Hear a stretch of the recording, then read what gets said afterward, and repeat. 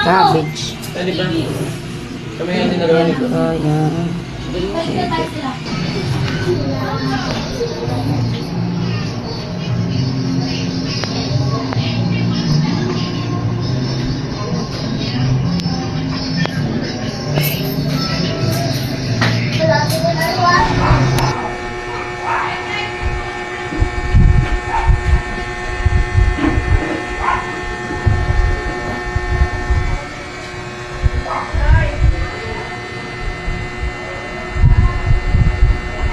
Naligo lang ako, inagawan na ako ng pwesto.